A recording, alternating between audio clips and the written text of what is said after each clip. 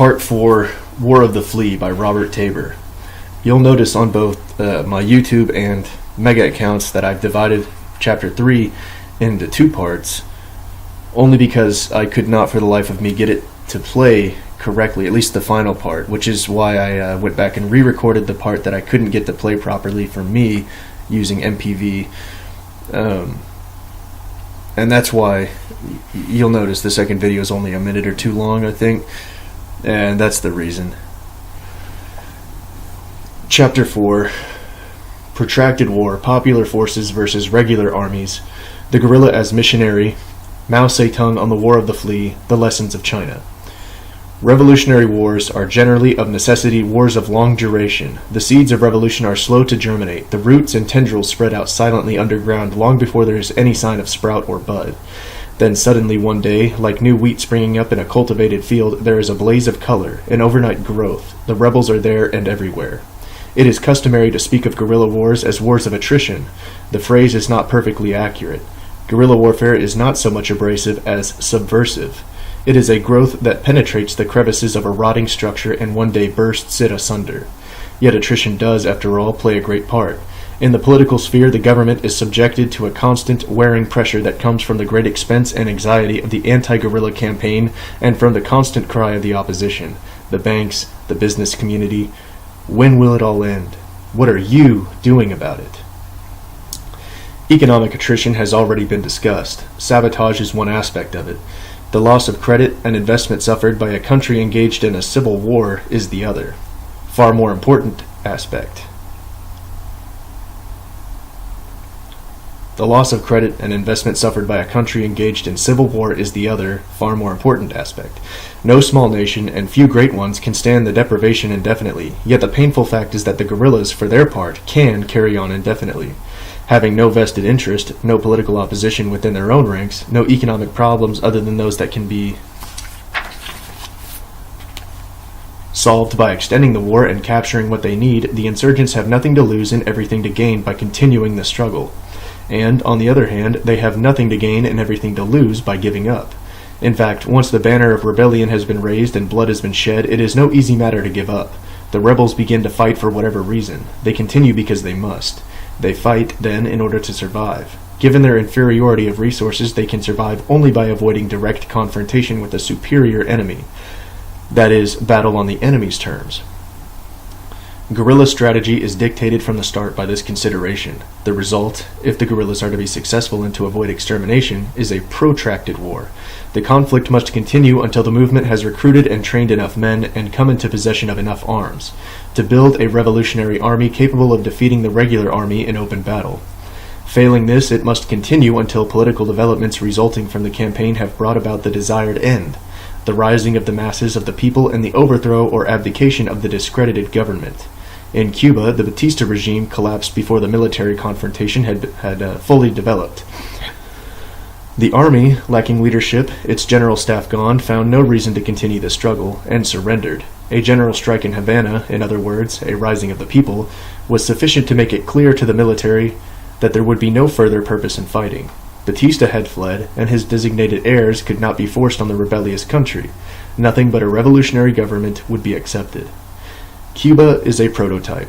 It is typical of the dependent, semi-colonial countries in which revolution can be obtained without the bloody necessity of full-scale war.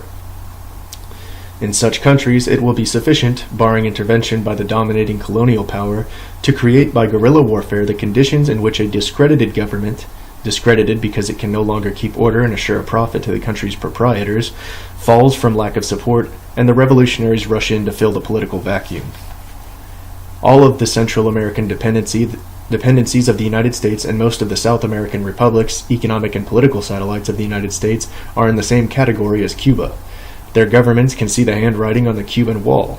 So can Washington. Hence, the almost hysterical efforts of the past 6 years to isolate Cuba, to keep the infection from spreading. If it does spread, and there is evidence that it has already happened to some extent, they may be expected to go the way of Cuba.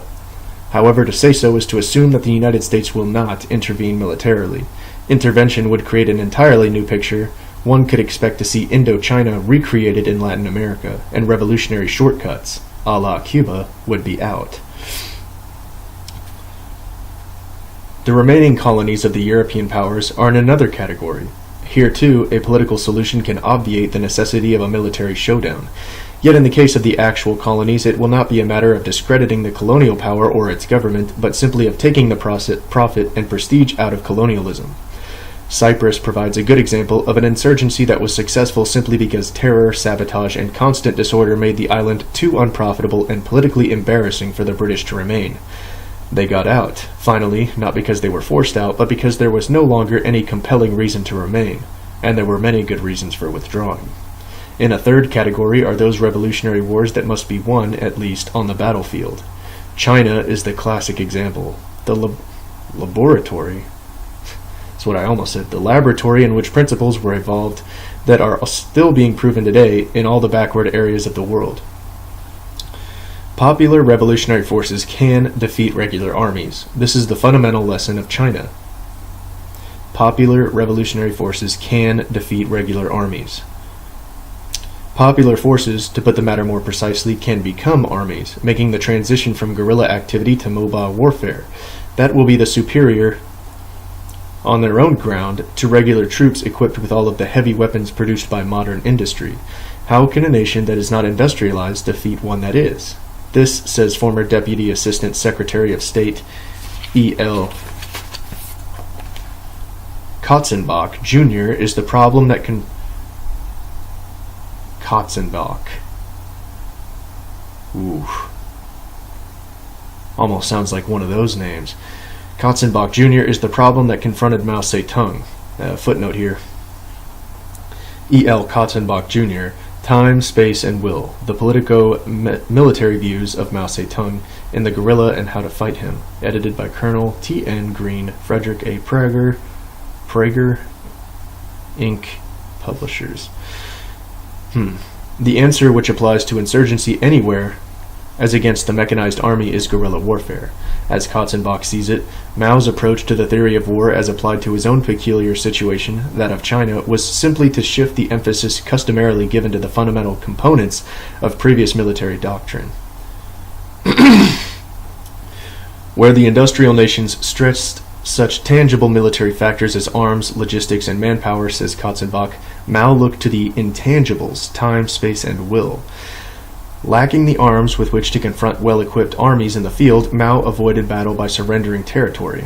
In so doing, Katzenbach writes, he traded space for time and used the time to produce will, the psychological capacity of the Chinese people to resist defeat. This is the essence of guerrilla warfare. Block quote. Although Mao never stated it quite this way, writes Katzenbach, the basic premise of his theory is that political mobilization may be substituted for industrial mobilization with a successful military outcome. That is to say, his fundamental belief is that only those who will admit defeat can be defeated. So if the totality of a population can be made to resist surrender, this resistance can be turned into a war of attrition which will eventually and inevitably be victorious. End of quote. The context brings to mind the well-known quotation from Mao, quote, with the common people of the whole country mobilized, we shall create a vast sea of humanity and drown the enemy in it, end quote. As for the time factor, Katzenbach observes, quote, Mao holds the military salvation stems from political conversion. But note, conversion takes time. So Mao's military problem was how to organize space so that it could be made to yield time. His political problem was how to organize time so that it could be made to yield will, that quality which makes willingness to sacrifice the order of the day and the ability to bear suffering cheerfully the highest virtue. So Mao's real military problem was not that of getting the war over with, the question to which Western military thinkers have directed the greater part of their attention, but that of keeping it going. End of quote. Mao's problem, then, how to avoid a military decision. His answer, hit and run, fight and live to fight another day. Give way before the determined advance of the enemy and, like the sea, close in again as the enemy passes. The formula, space for time, is well conceived. But in his selected military writings, Mao makes it clear that nothing is gained unless the time is used to produce political results, by raising the revolutionary consciousness, the will of the masses. Quote, When the Red Army fights, it fights not merely for the sake of fighting, but to agitate the masses, to organize them, and to help them establish revolutionary political power. Apart from such objectives, fighting loses its meaning and the Red Army the reason for its existence." End of quote. Mao believes that revolutionary war itself is the university in which guerrilla fighters are schooled, and that war develops its own lessons and principles. Quote, "Our chief method is to learn warfare through warfare. A person who has had no opportunity to go to school can learn warfare. He can learn through fighting in war. A revolutionary war is a mass undertaking. It is often not a matter of first learning and then doing, but of doing and then learning, for doing itself is learning. There is a gap between the ordinary civilian and the soldier, but it is no great wall, and it can be quickly closed, and the way to close it is to take part in revolution, in war." End of quote. Political mobilization, raising the level of political consciousness of the people and involving them actively in the revolutionary struggle, is the first task of the guerrillas, and it is the nature of this effort which necessarily takes time. That accounts for the protracted character of revolutionary war. The study of Mao, however, discloses something more. Quote, "Time is required, not alone for political mobilization, but to allow the inherent weaknesses of the enemy to develop under the stress of war." End quote. Mao makes this point more than once in his military writings, in several different contexts. In the Sino-Japanese War, for example, Japan, an industrial power, had the great advantage of a superior war machine, capable of striking devastating blows at the poorly armed troops of semi-feudal, semi-colonial, unindustrial China. Yet such an advantage, unless immediately decisive, could not compensate for defects that would become apparent in prolonged conflict.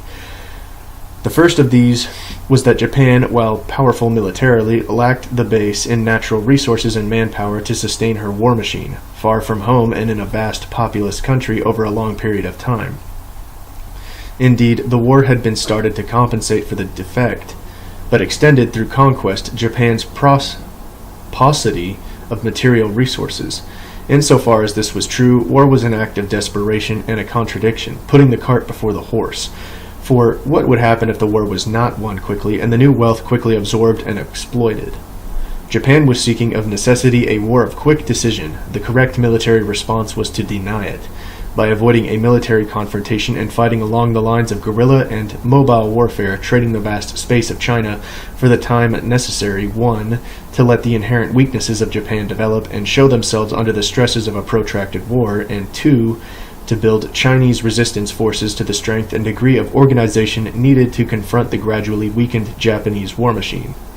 As Mao analyzed the situation, quote, "Japan's war is conducted on the basis of her great military, economic and political organizational power, but at the same time, it rests on an inadequate natural endowment. Japan's military, economic, and political organizational power is great, but quantitatively inadequate. Japan is a comparatively small country, deficient in manpower and in military, financial, and material resources, and she cannot stand a prolonged war. Japan's rulers are endeavoring to resolve this difficulty through war, but again, they will get the very reverse of what they desire. That is to say, the war they have launched to resolve this difficulty will end in adding to it, and even in exhausting Japan's original resources." End quote. I need to get a drink here real quick.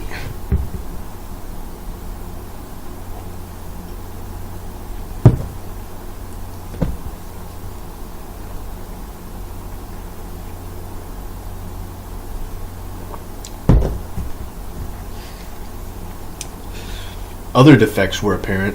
Quote, "The internal and external contradictions of Japanese imperialism have driven it not only to embark on an adventurous war unparalleled in scale, but also to approach its final collapse. In terms of development, Japan is no longer a thriving country. The war will not lead to the prosperity sought by her ruling classes, but to the very reverse, the doom of Japanese imperialism. This is what we mean by the retrogressive nature of Japan's war. It is this reactionary quality, coupled with the military feudal character of Japanese imperialism, that gives rise to the peculiar barbarity of Japan's war, all of which will arouse to the utmost the class antagonisms within Japan, the antagonism between the Japanese and the Chinese nations, and the antagonism between Japan and most other countries of the world. While Japan can get international support from the fascist countries, the international opposition she is bound to encounter will be greater than her international support. This opposition will gradually grow and eventually will not only cancel out support but even bear down on Japan herself. To sum up, Japan's advantage lies in her great capacity to wage war, and her disadvantages lie in the reactionary and barbarous nature of her war, and the inadequacy of her manpower and material resources, and in her meager international support. End of quote. Against the Japanese war-making capacity were pitted the Chinese advantages of space, time, and will. The long struggle for national liberation, as Mao notes, had tempered the Chinese people. Social and political gains had created a will that was capable of great sacrifice and resistance over long periods of time, and, quote, again, by contrast with Japan, China is a very big country with vast territory, rich resources, a large population, and plenty of soldiers, and is capable of sustaining a long war. End of quote. Space in which to maneuver, abundant manpower, strong international support, and the Chinese will to resist aggression. These were China's advantages. They were also the reasons for avoiding a quick decision in favor of a protracted war, one in which Japan's single advantage, superior arms and organization, would be worn away. Quote, it can be seen that Japan has great military, economic, and political organizational power, but that her war is reactionary and barbarous. Her manpower and material resources are inadequate, and she is in an unfavorable position internationally. China, on the contrary, has less military, economic, and political organizational power, but she is in her era of progress. Her war is progressive and just. She is moreover a big country, a fact which enables her to sustain a protracted war, and she will be supported by most countries. The above are the basic, mutually contradictory characteristics of the Sino-Japanese War.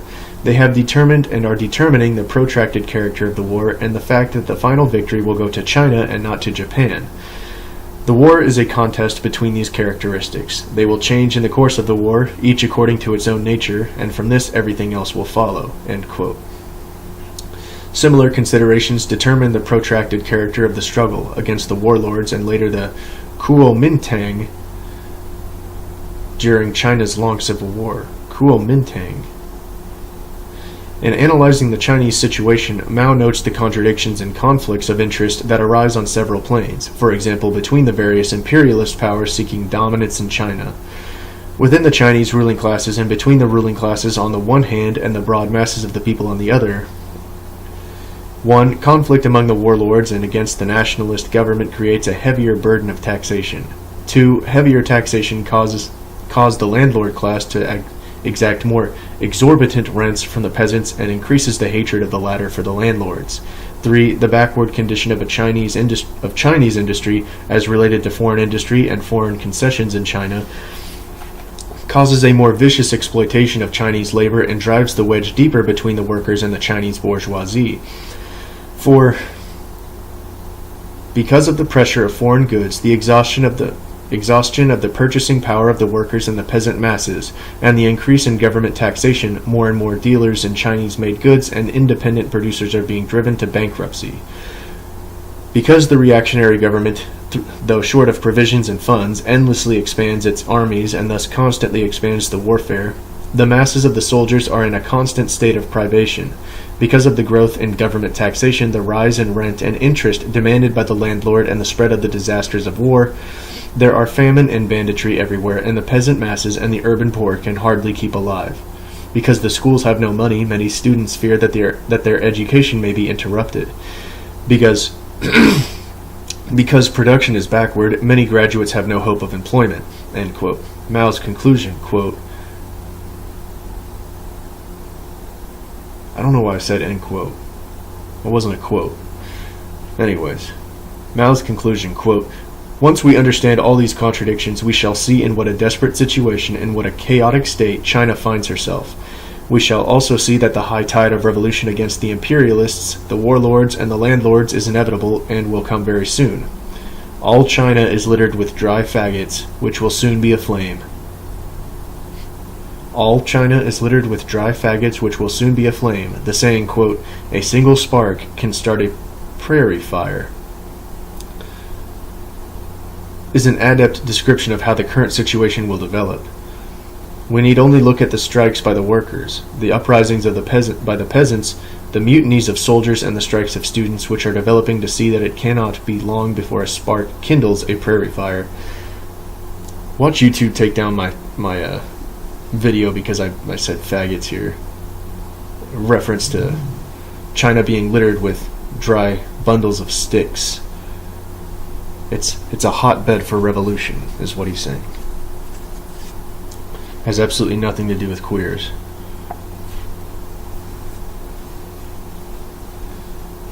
In his theory of guerrilla warfare, whether against domestic or foreign enemies, Mao distinguishes carefully the various phases of development of the campaign, laying particular emphasis on the first phase, which he calls the period of the strategic defensive. In the beginning, and the first phase may last for many months, territory is nothing, attrition is everything. The enemy is permitted, even encouraged, to expand where he will. The guerrillas give ground, conducting only harassing actions, circling around, fighting always in the enemy's rear areas, and presenting no continuous front for the foe to smash. The enemy is engaged, during this period, in a strategic offensive, with the object of wiping out the guerrillas. On his part, the action is characterized by a series of encirclement and suppression campaigns. Compare the so-called clear and hold efforts in South Vietnam today under American leadership, during which the effort is made to occupy territory and to rid it of guerrilla infestation piecemeal. The contradiction implicit in this effort is that it converts increasingly large parts of the national territory into government rear areas where guerrilla operations work best. The repressive forces succeed in encircling areas of guerrilla activity. No one stops them, but in the process they themselves become encircled by guerrillas, and while the guerrillas can almost always slip out of any given encirclement by dispersion and exfiltration, how can the army slip out? Where is the front? It does not exist. Movements of men and material become progressively greater and more expensive. The lines of supply and communication become ever longer, more attenuated, and more vulnerable to guerrilla attack. In effect, the army, in occupying broad expanses of rural territory, abets the guerrillas by providing them with broader and easier targets and more accessible sources of arms and ammunition. The guerrilla strategy remains constant during this period, although tactics vary with the situation. The strategy is to force the enemy to spread himself as thin as possible, by harassing him all along the line, wherever he is weak, and then to concentrate all available guerrilla strength to annihilate, never merely to rout, inferior enemy units one at a time. Ours are guerrilla tactics, writes Mao. They consist mainly of the following points. Divide our forces to arouse the masses. Concentrate our forces to deal with the enemy. The enemy advances, we retreat. The enemy camps, we harass. The enemy tires, we attack. The enemy retreats, we pursue. To extend stable base areas, employ the policy of advancing in waves. When pursued by a powerful enemy, employ the policy of circling around. Arouse the greatest numbers of the masses in the shortest time by the best possible methods. These tactics are just like casting a net. At any moment we should be able to cast it or draw it in. We cast it wide to win over the masses and draw it in to deal with the enemy. In areas where little opposition is met, the net is cast. The guerrillas disperse to carry on the work of political indoctrination, to strengthen the internal economy of the revolutionary movement, to establish rear base areas, bases which, it should be noted, can be expanded or contracted or even abandoned on short notice. Where opposition is strong, the net is drawn in. The guerrillas are able to concentrate heavy forces. Mao recommends 2 or 4 or even 6 times the enemy strength against a single enemy weak point. Battles are not prolonged. On the contrary, it is Mao who has invented the 5-minute attack. It consists of a sudden onslaught, a brief and furious interval of fighting, and then the assault is broken off as suddenly as it began, and the guerrillas rapidly retire. Having inflicted as many casualties and taken as many arms as possible during the stated time, but not lingering even a minute for more, Mao stresses the battle of quick decision, the very opposite of Western military strategy, where the army backed by heavy industry is able to make a long-drawn technological contest of each battle, relying on superiority of equipment and logistics to tell in the end. The guerrillas must rely on speed, superior position, and locally superior manpower, and must break off the engagement before the superiority of heavy weapons can take its toll. As we have remarked before, the guerrilla fights the war of the flea. The flea bites, hops, and bites again, nimbly avoiding the foot that would crush him. He does not seek to kill his enemy at a blow, but to bleed him and feed on him, to plague and bedevil him, to keep him from resting and to destroy his nerve and his morale. All of this requires time. Still more time is required to breed more fleas.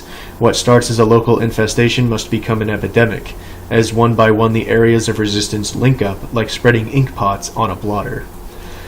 In the second phase of the campaign, the period of equilibrium, a stalemate sets in. The government finds it cannot destroy the guerrillas. For the moment it can only seek to contain them while preparing new offensives for the future.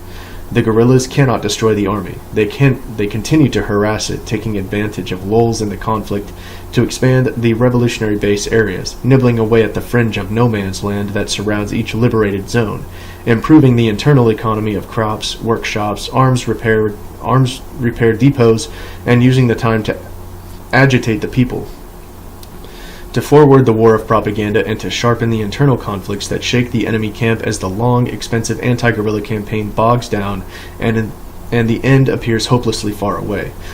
The third stage, that of the revolutionary strategic offensive or general offensive, begins when the opposing forces of the government and those of the guerrillas have reached a balance, and the insurgents seize the military initiative, now no longer as pure guerrillas, but as mobile columns up to divisional strength, capable of confronting and destroying the army in open battle. Where the insurgents formerly gave way at the approach of the enemy or depended on hit-and-run ambushes, they will now give battle, using small units to pin down the main forces of the government, while their regular troops are thrown, always in superior numbers, into concentrated attacks on the most vulnerable objectives along the enemy's attenuated lines of support or weakest points of concentration. When encircled, the rebels, instead of dispersing and exfiltrating under cover of darkness as before, will concentrate and make a powerful breakthrough at a chosen point in the enemy's lines, again perhaps using secondary troops to pin down the army in other areas. Gradually, sometimes using guerrilla tactics, at other times concentrating for powerful strategic blows, the rebels will succeed in cutting the enemy's main lines of communication and isolating segments of the enemy's forces, which can be destroyed one at a time. The insurgents will themselves begin to hold territory, first expanding their rural bases until they have blotted up most of the countryside, making it untenable for the enemy, then seizing the villages and the larger towns, driving the army back into its urban strongpoints, which, once isolated, can be reduced piecemeal. As the strong points are reduced and the army's manpower is whittled down, with big units captured or annihilated and others defecting, as may be expected if they are native troops, the rebels will come into possession of heavy weapons, tanks, artillery, which can be used to reduce even larger strong points, until at last a siege of the cities, aided by popular uprisings, brings the war to its successful termination in the destruction or surrender of the army and the collapse of the government.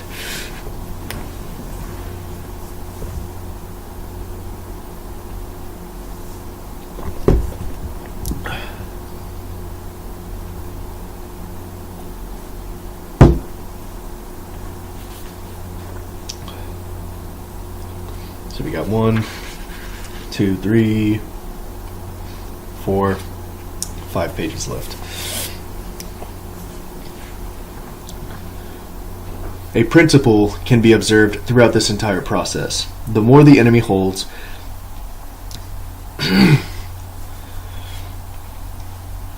A principle can be observed throughout this entire process. The more the enemy holds, the more he has to defend, and the broader the insurgent target area. Yet on the other hand, the more the insurgent fights and wins, the more he has with which to fight and to win. In arms, in manpower, in material resources. Thus, the objectives of the government and of the insurgent must be diametrically opposed. The army seeks to end the war as quickly as possible in order to minimize its losses. The insurgent seeks to prolong it, since he has everything to gain by it. It is clear that the guerrilla objectives cannot be accomplished overnight or even within any predictable period. It is a basic premise of Mao's theory that the phases of the campaign will overlap, that on many occasions setbacks will occur, mobile units may have to be dispersed, again to become guerrilla bands, and the third phase may slip back into the second. Territory that has been won may be surrendered and may change hands many times before it can finally be consolidated as part of the spreading red territory. On a map, the areas of guerrilla activity will appear as tiny ink spots, Gradually they will become splotches, and the splotches will grow larger until they finally run together into solid red, spreading over the entire national territory. But note, the coloration will progress, not from east to west or north to south, but from the outside in, from the mountains and the jungles to the cultivated rural areas, then to the villages within those areas, then to the towns and along the national highways, and only in the final struggle to the diminishing pinpricks of the cities.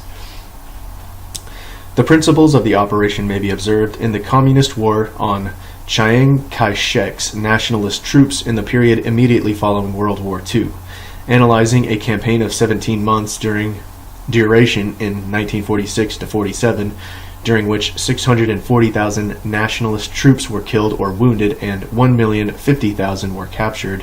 Mao lists the following points of insurgent strategy. 1. Attack dispersed. Isolated enemy forces first.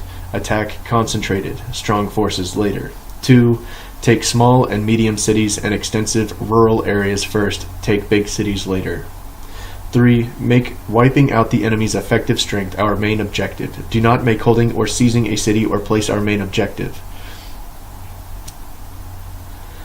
Holding or seizing a city or place is the outcome of wiping out the enemy's effective strength, and often a city or place will be held or seized for good only after it has changed hands a number of times. 4. In every battle, concentrate an absolutely superior force, 2, 3, 4, and sometimes even 5 or 6 times the enemy's strength. Encircle the enemy forces completely. Strive to wipe them out thoroughly, and do not let any escape from the net. In special circumstances, use the method of dealing the enemy crushing blows, that is, concentrate all-out strength to make a frontal attack and an attack on one or both of his flanks, with the aim of wiping out one part and routing another so that our army can swiftly move its troops to smash other enemy forces. Strive to avoid battles of attrition in which we lose more than we gain or break even. In this way, although inferior as a whole in terms of numbers, we shall be absolutely superior in every part and every specific campaign, and this ensures victory in the campaign. As time goes on, we shall become superior as a whole and eventually wipe out all of the enemy. 5. Fight no battle unprepared. Fight no battle you are not sure of winning. Make every effort to be well prepared for each battle. Make every effort to ensure victory in the given set of conditions as between the enemy and ourselves. 6. Give full play to our style of fighting. Courage in battle, no fear of sacrifice, no fear or fatigue, and continuous fighting, that is, fighting successive battles in a short time without rest. 7. Strive to wipe out the enemy when he is on the move. At the same time, pay attention to the tactics of positional attack and capture enemy fortified points and cities. 8. Replenish our strength with all the arms and most of the personnel captured from the enemy. Our army's main sources of manpower and material are at the front. 9. Make good use of the intervals between campaigns to rest, train, and consolidate our troops. Periods of rest, training, and consolidation should not be very long, and the enemy should be as far as possible be permitted and the enemy should so far as possible be permitted no breathing space.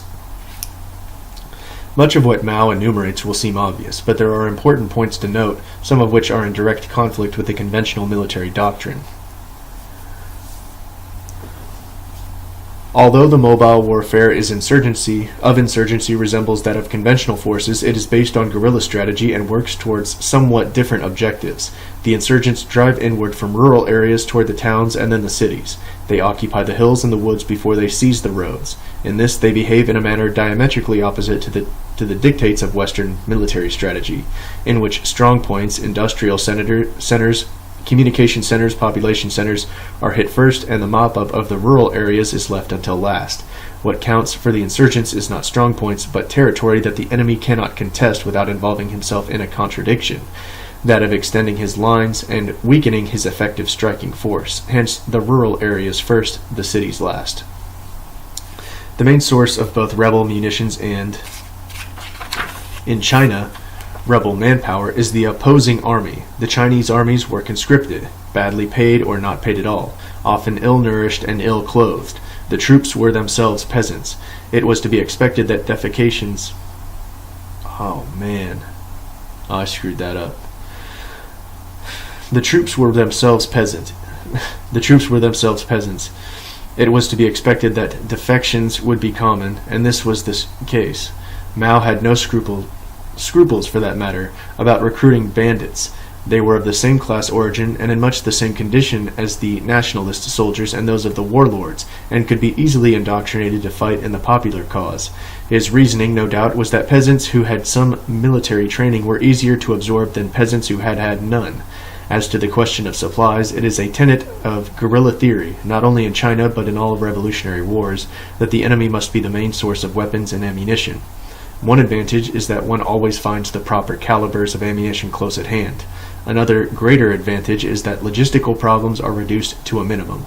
The enemy supply lines serve both armies and often serve the guerrilla army better than they do that of the adversary. Guerrilla strategy is dynamic. It has positive political objectives and positive military goals. The strategic defensive, as Mao calls it, is an active defense based on incessant attack. The harassing tactics of the guerrilla, while they bear superficial resemblance to the delaying actions fought by rearguard regular troops, have a different purpose. It is to wear down the enemy and to force him to overextend his lines so that his manpower can be annihilated a unit at a time. Guerrillas can gain the initiative, writes Mao, if they keep in mind the weak points of the enemy. Because of the enemy's insufficient manpower, guerrillas can operate over vast territories. Because the enemy is a foreigner and a barbarian, guerrillas can gain the confidence of millions of their countrymen. The reference was to the Japanese invader in China, and Mao makes it clear at all times that his laws of war were meant to apply specifically to China and the Chinese situation. What he says, nevertheless, has a more general application, for foreigner and barbarian substitute oppressor and exploiter, and the confidence of which he speaks can be gained in many countries where no question of foreign intrusion arises. On tactics, quote, in guerrilla warfare, select the tactics of seeming to come from the east and attacking from the west. Avoid the solid, attack the hollow. Attack, withdraw. Deliver a lightning blow. Seek a lightning decision. End quote. On politics, quote, without a political goal, guerrilla warfare must fail, as it must if its political objectives do not coincide with the aspirations of the people, and their sympathy, cooperation, and assistance cannot be gained. The essence of guerrilla warfare is thus political in character. End of quote. Not end of quote. My bad. On the other hand, in a war of counter-revolutionary nature, there is no place for guerrilla hostilities. Because guerrilla warfare basically derives from the masses and is supported by them, it can neither exist nor flourish if it separates itself from their sympathies and cooperation. End quote. Serious that time. Mao's rules for the conduct of guerrilla warfare are rhetorical, redundant, and often less precise than one might wish. They leave many practical questions unanswered. It is to be remembered that he was writing political documents, not a text for insurgents. His collected works remain, nevertheless, the primer of guerrilla theory, and the study of his campaigns, which ended with the destruction and defeat of an army of 3,700,000 men, the greatest in Chinese history, reveals much that is relevant elsewhere, in countries which, like China, lack arms and industry, but do not lack the basic ingredients of revolutionary war: space, time, and will. And that ends Chapter 4.